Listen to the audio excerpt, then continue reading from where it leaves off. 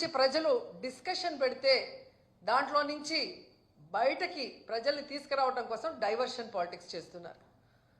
ఎంత దురదృష్టం అంటే ఈ కూటమి ప్రభుత్వం అధికారంలోకి వచ్చాక ప్రజల ఆరోగ్యాన్ని గాలికి వదిలేశారు.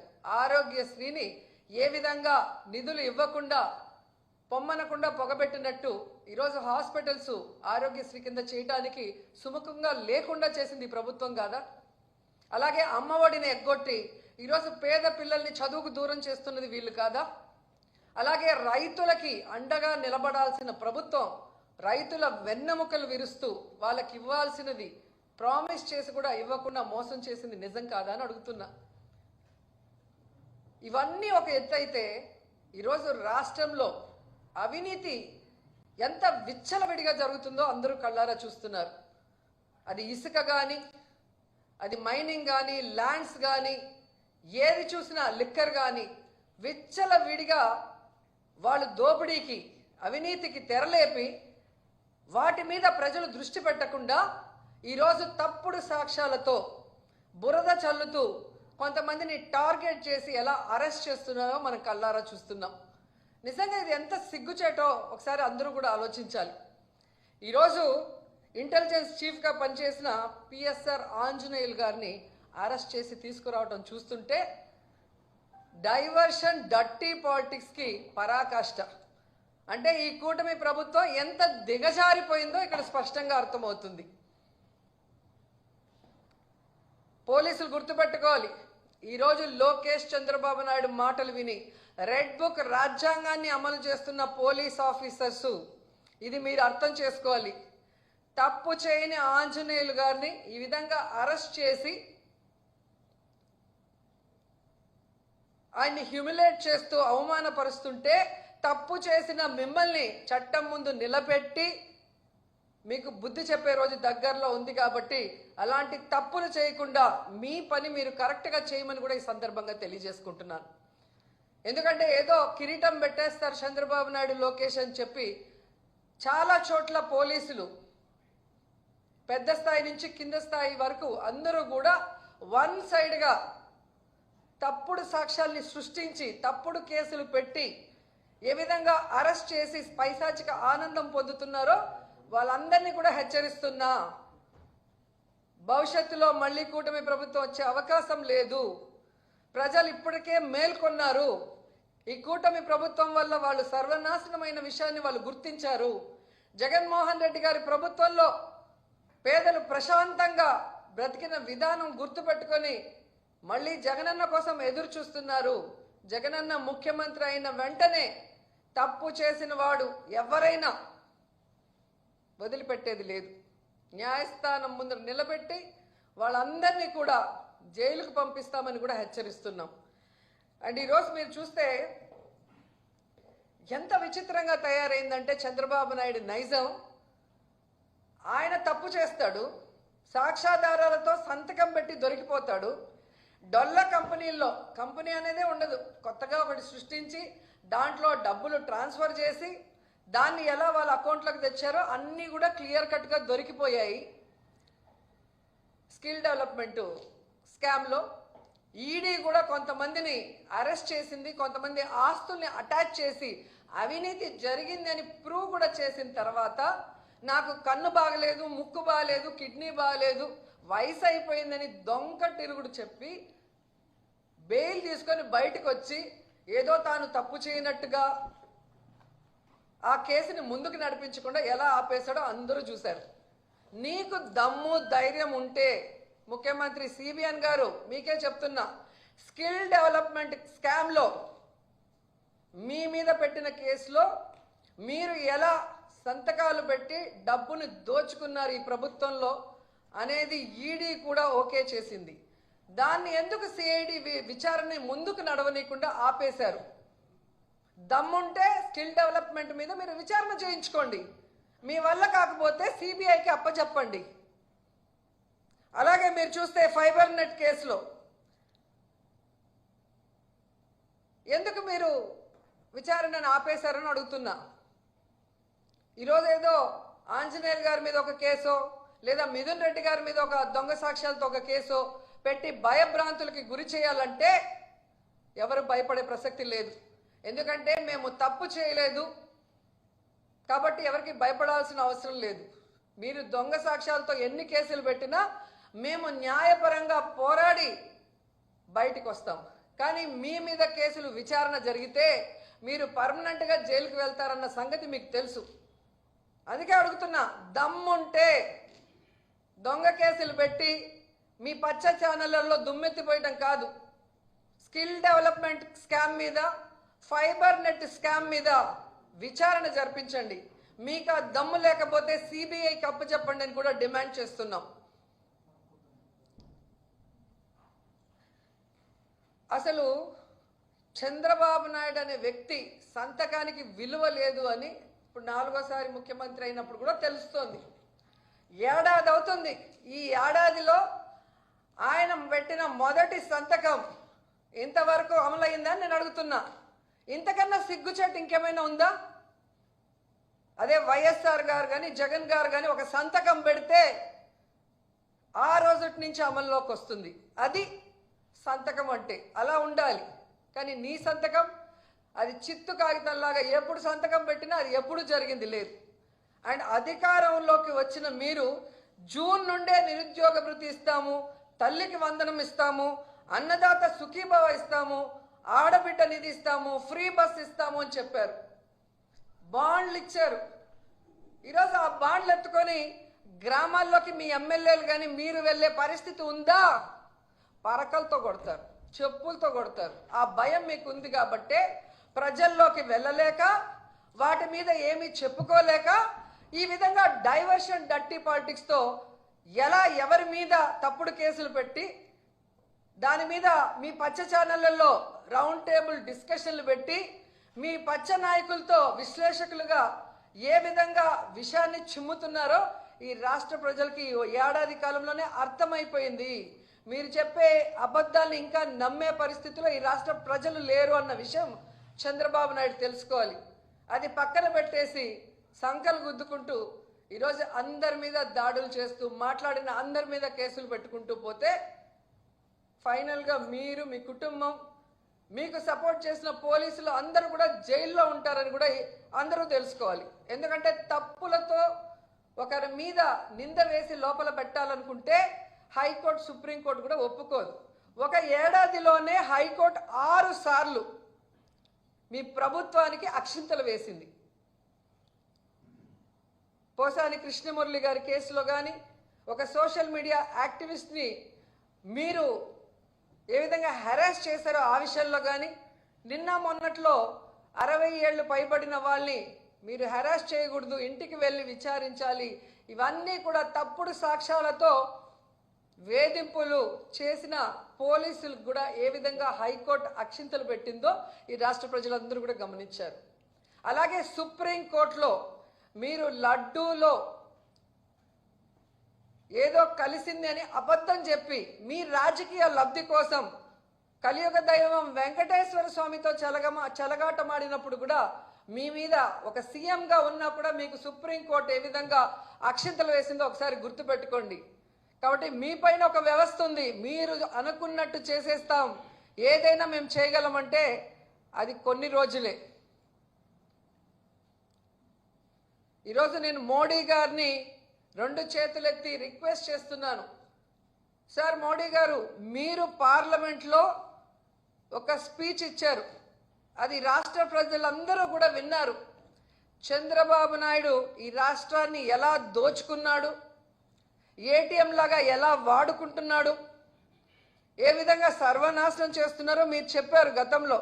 ఒకసారి ఆ వీడియో మీరు విని ఇప్పుడు ఏదైతే అమరావతిలో మళ్ళీ మిమ్మల్ని భూమి పూజకి పిలుస్తున్నారో అది ఎందుకు అనే ఆలోచన చెయ్యండి అని నేను రిక్వెస్ట్ చేస్తున్నాను. ఎందుకంటే గతంలో మీరు చూస్తే ఇదే అమరావతిలో 36,000 కోట్ల రూపాయలతో ఎస్టిమేషన్స్ వేసి టెండర్లు పిలవటం మనం కళ్యాణంలో చూసాం. అలాంటి అమరావతిలో ఆల్రెడీ మీరు చేసిన భూమి పూజనే మళ్ళీ భూమి పూజ అంటూ మిమ్మల్ని పిలుస్తున్నారు. ఆ 36,000 కోట్ల టెండర్లు ఇప్పుడు 77,000 కోట్లకి ఎలా పెరిగాయి? ఈరోజు పారదర్శకంగా చేయాల్సిన జ్యుడిషియల్ ప్రివ్యూ ఎందుకు రద్దు చేశారు? రివర్స్ టెండరింగ్ ఎందుకు రద్దు చేశారు? మొబిలైజేషన్ అడ్వాన్స్ని ఎందుకు తీసుకొచ్చి ఈరోజు కాంట్రాక్టర్లకు డబ్బులు ఇస్తున్నామన్న పేరుతో మొత్తం మీరెందుకు దోచుకుంటున్నారన్న విషయాన్ని వెలికి తీసి విచారణ చేయమని మోడీ గారిని రిక్వెస్ట్ చేస్తున్నాం.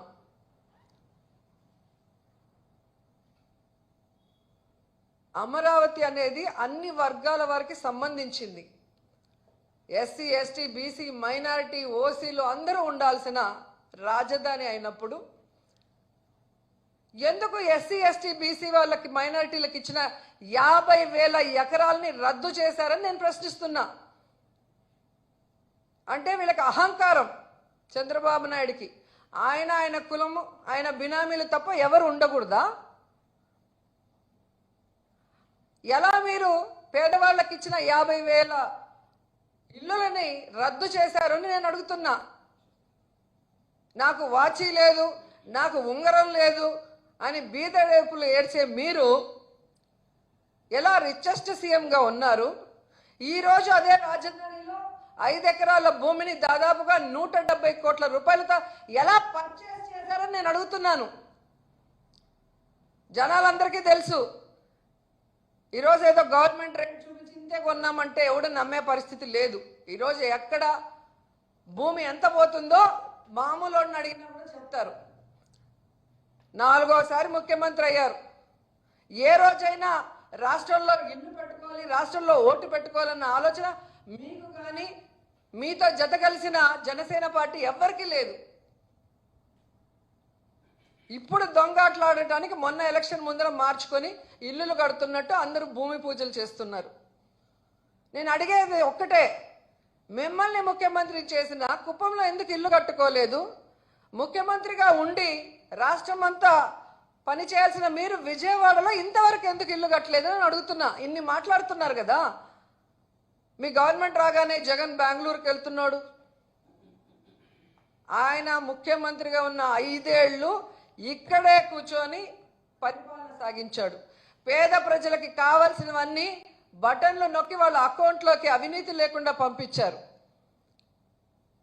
ఆయన గురించి మీరు మాట్లాడుతున్నారు. మరి ముఖ్యమంత్రిగా ఉన్న మీరు, డిప్యూటీ సీఎంగా ఉన్న పవన్ కళ్యాణ్ గారు, ఐటీ మినిస్టర్గా ఉన్న నీ కొడుకు ఎక్కడి నుంచి వస్తున్నారండి?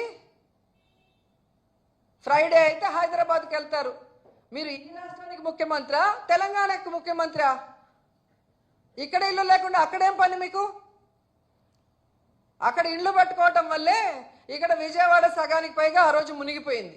ఇక్కడ ఉండి అడ్మినిస్ట్రేషన్ చేయాలి కదా. అఫీషియల్స్కి మీరు ఇక్కడ ఉండి కదా చెప్పాలి. మీరు చేస్తే రైటు.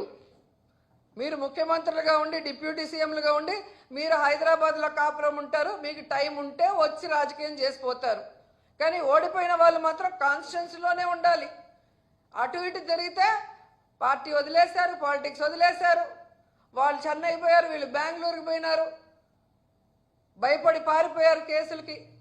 ఎన్ని కావాలంటే అన్ని పచ్చ ఛానల్లో చెప్తారు. నవ్వుతున్నారు ప్రజలు. అధికారంలో ఉన్నది మీరు, పని చేయాల్సింది మీరు. మీరు చేయకుండా ఎక్కడో తిరుక్కుంటూ వాళ్ళని మాట్లాడుతున్నారు ఏంటి అని.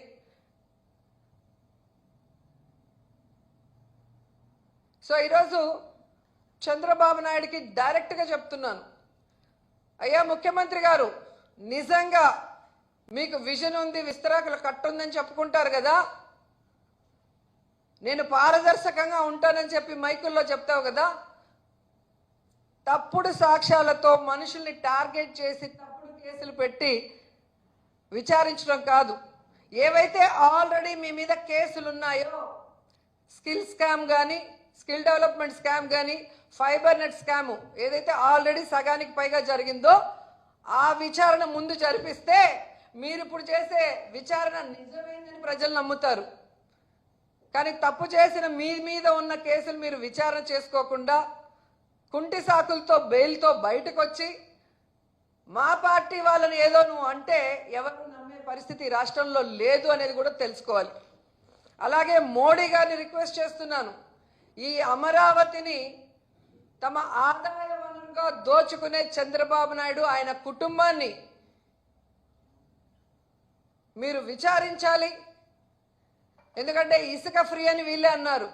అప్పటికన్నా ఇప్పుడు సిమెంట్ స్టీల్ రేట్లు తక్కువ ఉన్నప్పుడు 36,000 కోట్ల నుంచి 77,000 కోట్లకి ఎందుకు వెళ్ళాయి? ఎందుకు జ్యుడిషియల్ ప్రివ్యూ, రివర్స్ టెండరింగ్ లేకుండా అడ్వాన్స్ మొబిలైజేషన్తో ఎలా దోచుకున్నారు? ఇవన్నీ బయట పెట్టాలి.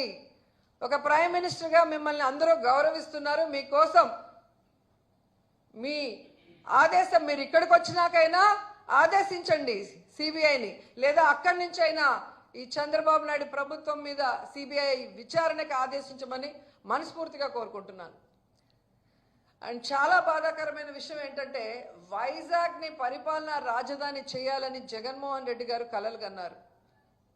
ఆ వైజాగ్కి ఎన్ని అభివృద్ధి కార్యక్రమాలు చేశారో వైజాగ్లో పుట్టి పెరిగిన వాళ్ళందరికీ కళ్ళ ముందు కనిపిస్తుంది. అలాంటి వైజాగ్లో విషం చిమ్మి పరిపాలనా రాజధాని వస్తే ఏదో వైసీపీ వాళ్ళు దోచుకుంటారన్న అబద్ధాలతో ప్రజల్ని మభ్యపెట్టి ఈరోజు హైయెస్ట్ సీట్లు తెచ్చుకున్నారు. ఏం చేస్తున్నారు హైయెస్ట్ సీట్లు తెచ్చుకొని అంటే, వీళ్ళ అవినీతి బయటపడకుండా మేయర్ గారిని ఎలా దొంగదారిలో దించేశారో మనం చూస్తున్నాం. ఇదే వైజాగ్లో ఏ విధంగా ఉర్సా అనే అడ్రస్ లేని కంపెనీ, 60 రోజుల ముందు పుట్టిన ఈ ఉర్సా కంపెనీకి 60 ఎకరాలు అంటే 3,000 కోట్ల విలువ చేసే భూముల్ని దారాదత్తం చేశారు. అంటే లోకేష్ గారు ఐటీ శాఖ మంత్రిగా ఉండగా ఆయన ఆఫీసుకు తెలియకుండా ఇది జరుగుంటుందా అని నేను అడుగుతున్నాను. ఒక టీడీపీ ఎంపీ ఎవరైతే ఉన్నారో కేసినేని చిన్ని, ఆయన పార్ట్నర్కి 60,000 ఎకరాలని ఎలా దారాదత్తం చేశారు అని ప్రశ్నిస్తున్నాం. ఎందుకంటే దావాస్కి వెళ్ళినప్పుడు మనం చూసాం, వీళ్ళ ఖర్చులే తప్ప వీళ్ళు పెట్టిన ఖర్చుకి ఒక్కటంటే ఒక్కటి కూడా ఎంఓఈ అవ్వలేదు. అలాంటిది ఈరోజు ఒక డొల్ల కంపెనీ ఏదైతే వాళ్ళు అడ్రస్ ఇచ్చారో హైదరాబాద్ అడ్రస్, అక్కడికి మేము మనుషుల్ని పంపించాం. మీరు కూడా వెళ్ళి చూడొచ్చు పచ్చ ఛానళ్ళు. అదొక రెసిడెన్షియల్ ఏరియా, అక్కడ ఒక ఆఫీసు లేదు, ఒక కంప్యూటర్ లేదు, ఒక కంప్యూటర్ ఆపరేటర్ కూడా లేదు. అలాంటి కంపెనీకి 60 రోజుల్లో పుట్టిన కంపెనీకి 60 ఎకరాలు 3,000 కోట్ల విలువ చేసే భూముల్ని ఎలా ఇచ్చారో ఐటీ శాఖ మంత్రి గారు లోకేష్ గారు, ఇది మీ దోపిడీ కాదని నేను ప్రశ్నిస్తున్నా. ఇదే కంపెనీ అమెరికాలో కూడా ఒక అడ్రస్ ఇచ్చింది, అక్కడికి కూడా మన వాళ్ళు వెళ్ళి వీడియోలు పెట్టారు. అక్కడ బోర్డు లేదు, ఆఫీస్ బోర్డు, ఒక కంప్యూటర్ లేదు, ఒక కంప్యూటర్ ఆపరేటర్ కూడా లేరు. అలాంటి కంపెనీలకి ముందు వెనక చూడకుండా ఎలా ఇన్ని ఎకరాలు ఇచ్చేశారు? ఇది వాళ్ళ మీద ప్రేమ లేదా మీ దోపిడియా? ఇది బయట పెట్టాల్సిన బాధ్యత మీకుంది. దాన్ని వెంటనే నిలిపేయాలని కూడా డిమాండ్ చేస్తున్నాం. అండ్ ఏదైతే మీరు చెప్పారో సూపర్ 6 కానీ సూపర్ 7 కానీ వాటి మీద దృష్టి పెట్టండి. ప్రజల్ని డైవర్ట్ చేసే డర్టీ డైవర్షన్ పాలిటిక్స్ మానుకోండి. ప్రజలు తిరగబడితే ఎలా ఉంటుందో గతంలో మీరు చూశారు. మళ్ళీ ఆ పరిస్థితి తెచ్చుకోవద్దండి. అండ్ వైఎస్ఆర్సీపీ నాయకులు కార్యకర్తలు ఎవ్వరు కూడా భయపడే పరిస్థితి లేదు అనేది ఇప్పటికే మీకు అర్థమైంది. అండ్ ఈరోజే పొలిటికల్ అడ్వైజరీ కమిటీ మీటింగ్ కూడా జరిగింది. రాష్ట్ర వ్యాప్తంగా ప్రతి జిల్లాలో రైతులు ఏ విధంగా ఇబ్బంది పడుతున్నారు, వాళ్ళు పండించిన పంటలకి గిట్టుబాటు ధరలు లేకుండా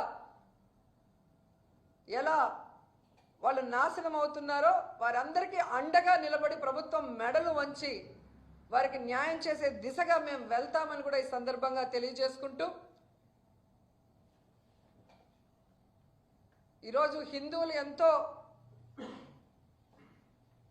పూజించే గోవుల్ని ఏ విధంగా 191 చంపేసి కూడా ఈరోజు చంద్రబాబు నాయుడు ఒక సీఎంగా ఉండి ఎంత నిస్సిగ్గుగా ఒక్కటి కూడా చనిపోలేదని అబద్ధాలు చెప్పాడు. వాళ్ళ ఈవో చెప్తున్నాడు, వాళ్ళ కూటమి ఎమ్మెల్యే చెప్తున్నాడు, వాళ్ళ టీటీడీ బోర్డు చైర్మన్ చెప్తున్నాడు. లాస్ట్గా ఆ గోశాల మేనేజర్ కూడా రిటర్న్గా స్టాంప్ వేసి 191 చనిపోయినాయని చెప్తున్నా ఎందుకు చనిపోతున్నాయి, ఎవరి నిర్లక్ష్యం వల్ల చనిపోతున్నాయి తెలుసుకొని వాటిని కరెక్ట్ చేసుకోవాల్సిన బాధ్యతను పక్కన పెట్టి దమ్ముంటేరా ధైర్యం ఉంటేరా అని చెప్పి రెచ్చగొట్టి మళ్ళీ మేము నిరూపించడానికి వెళ్తుంటే తప్పుడు కేసులు పెట్టడం అనేది ఎంతవరకు సమంజసమో హిందువులందరూ కూడా గమనించాలి. ఎప్పుడూ లేనటువంటి విధంగా ఈ 1 ఇయర్లో తిరుమలలో ఎన్ని అపచారాలు జరుగుతున్నాయి, ఎన్ని అనర్థాలు జరుగుతున్నాయి.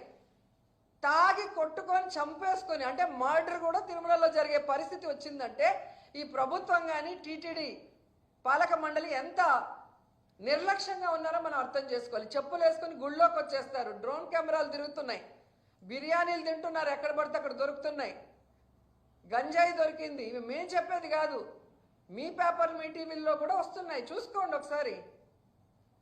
అంతేకాకుండా ఈరోజు శ్రీకాకుళం కూడా శ్రీకూర్మంలో మహావిష్ణువుగా భావిస్తాం మనం. అక్కడ కూడా అన్ని కూర్మాలు చనిపోతుంటే ఎందుకు, ఎలా, ఎవరి వల్ల ఒక విచారణ లేదు, ఒక కమిటీ లేదు, తప్పు చేసిన వాడి మీద ఒక కేసు లేదు. వీళ్ళకి దోచుకోవటం దాచుకోవటంలో ఉన్న ఇంట్రెస్టు, దానికి వాళ్ళు కేటాయించే సమయము, ఇవన్నీ కూడా ప్రజలు గమనించాలి. ప్రజలకి మంచి చేయడానికి టైం లేదు, వీళ్ళ నిర్లక్ష్యం వల్ల జరిగే అనర్థాలని కంట్రోల్ చేయడానికి వీళ్ళకి టైం లేదు, వీళ్ళ వల్ల నష్టపోయిన వాళ్ళు రోడ్డు మీదకి వచ్చి ధర్నాలు చేయడానికి వీల్లేదు, వెంటనే diversion politics. So Pawan Kalyan గారు ఎక్కడున్నారో, మీరు సనాతన ధర్మాన్ని కాపాడుతానన్నారు, తిరుమలలో ఇన్ని జరుగుతున్నాయి, శ్రీకూర్మంలో ఇలా జరుగుతుంది, ఎందుకు మీరు నోరు మెదపటం లేదు, ఎందుకు మాట్లాడట్లేదు? జగన్ గారిని తిట్టడానికి మాత్రం పరుగులు తీసేవారే, ఇప్పుడు మీ కూటమి ప్రభుత్వంలో ఇన్ని అనర్థాలు జరుగుతుంటే ఎందుకు నోరు మెదపటం లేదు? బీజేపీ నాయకుల్ని ప్రశ్నిస్తున్నాను. హిందూ మతాన్ని కాపాడాల్సిన పార్టీ మాది, కాపాడటానికే మేము ఉన్నామని చెప్పుకుంటున్నారు కదా, మరి తిరుమలలో ఇన్ని అపచారాలు జరుగుతుంటే, శ్రీకూర్మంలో ఇన్ని అపచారాలు జరుగుతుంటే మీరెందుకు నోరు మెదపడం లేదు? మీ కూటమి ప్రభుత్వంలో ఉన్న చంద్రబాబు నాయుడు మీద ప్రెషర్ తెచ్చి వాటిని ఎందుకు సరిదిద్దడం లేదు?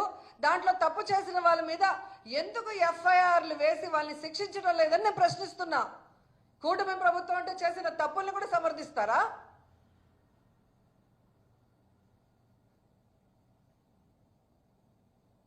సనాతన ధర్మాన్ని సంకనాకిస్తూ, సనాతన ధర్మాన్ని ఈరోజు భ్రష్టు పట్టిస్తూ, మీకు అవసరమైనప్పుడు మాత్రమే సనాతన ధర్మాన్ని గుర్తు చేసుకుంటూ మా మీద నిందలు వేసుకుంటూ, ఇలా ప్రతి డిపార్ట్మెంట్లో ప్రతి దాంట్లో కూడా నిర్లక్ష్యం వహిస్తూ పోతే చూసి సహించేది లేదు. వైఎస్ఆర్సీపీ ఈరోజు బలమైన పార్టీ, నాయకులందరూ కూడా ధైర్యంగా ఈరోజు బయటకు వస్తున్నారు. ఇక 1 month 2 monthsలో ప్రతి ఇష్యూ మీద ప్రజలకి అండగా నిలుస్తాం, ప్రభుత్వం మెడలు వంచుతాం, ప్రజలకి న్యాయం చేసేంత వరకు వదిలిపెట్టమని కూడా తెలియజేసుకుంటున్నాం. మద్యం ప్రభుత్వం అమ్మితే స్కామా, ప్రైవేట్ వాళ్ళు అమ్మితే స్కామా చెప్పండి? జగన్మోహన్ రెడ్డి గారు అధికారంలోకి వచ్చిన తర్వాత 43,000 బెల్ట్ షాపుల్ని తీసేయడం జరిగింది. దాదాపుగా 4,500 మద్యం పర్మిట్ రూములని రద్దు చేయడం జరిగింది. అలాగే మీరు చూస్తే దాదాపు 33% మద్యం షాపుల్ని కూడా తగ్గించడం జరిగింది. ఒక్క డిస్టిలరీకి కూడా పర్మిషన్ మనం ఇచ్చింది లేదు. ఇది కాకుండా మద్యం ప్రభుత్వమే అమ్ముతూ టైంని కూడా కుదించి ఏ విధంగా ప్రజలు మద్యానికి బానిస కాకుండా చూసుకున్నామో మీ అందరికీ తెలుసు. అలాంటిది మద్యం ప్రభుత్వం అమ్మితే లంచాలు వస్తాయా, ప్రైవేట్ వాళ్ళు అమ్మితే లంచాలు వస్తాయా? అంటే ఏ విధంగా మిథున్ రెడ్డి అనే వ్యక్తి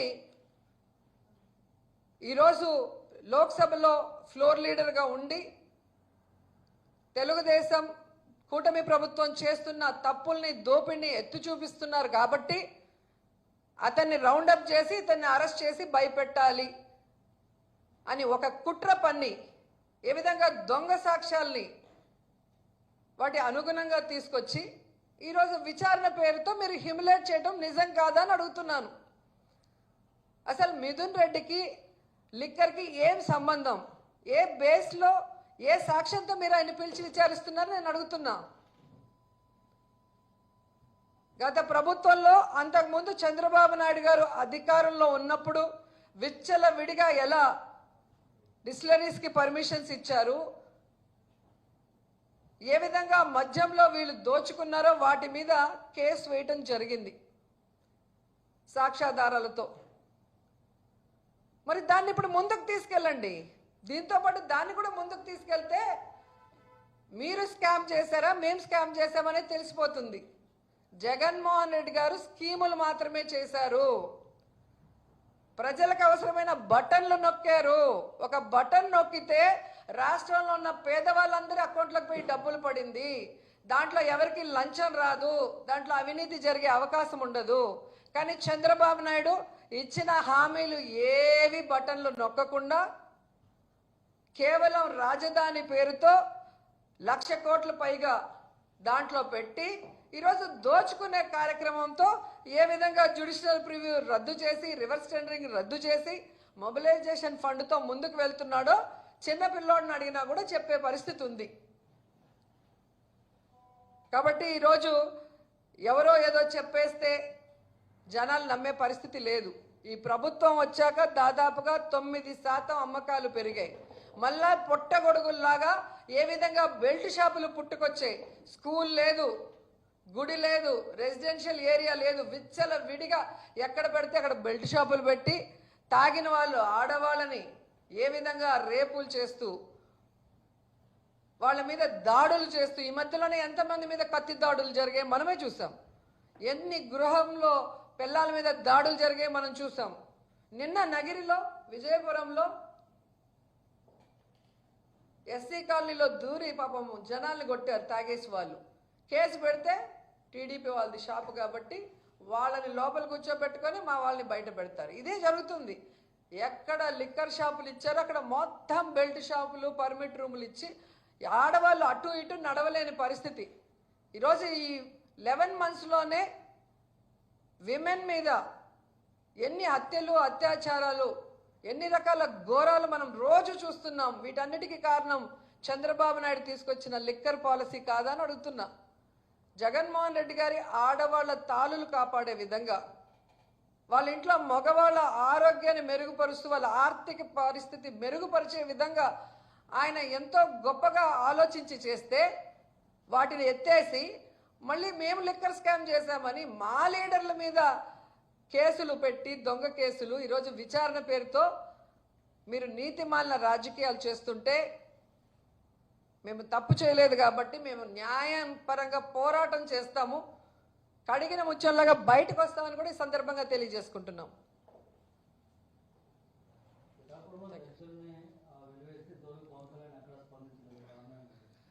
సార్ పవన్ కళ్యాణ్ గారు ఎప్పుడెప్పుడు ఛాయన్ని సీఎం చేసి ప్యాకేజీలు తీసుకుంటూ రెస్ట్ తీసుకోవాలన్న ఆలోచన తప్ప ఈ రాష్ట్రంలో ఉన్న ప్రజలకి మంచి చేయాలన్న చిత్తశుద్ధి లేదు అన్నది ఈ 11 నెలల్లో ప్రజలందరికీ కూడా అర్థమైంది.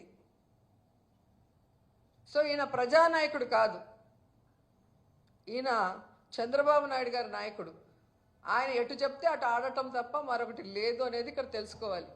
సో ఈరోజు ఎవరైతే దళితుల్ని గ్రామ బహిష్కరణ చేసి అవమానిస్తున్నారో ఇలాంటి ఇప్పుడున్న ఈ ఫాస్ట్ జనరేషన్లో ఎవ్వరూ కూడా పిల్లలు ఊరుకోరు. ఎందుకంటే అందరూ పిల్లలు చదువుకుంటున్నారు, అందరూ కూడా నాలెడ్జ్తో ముందుకు వెళ్తున్నారు. కాబట్టి వీళ్ళు చేసేటివన్నీ కూడా వాళ్ళు గమనిస్తున్నారు. కాబట్టి సరి అయిన సమయంలో వీళ్ళకి బుద్ధి చెప్తారని కూడా తెలియజేసుకుంటున్నారు.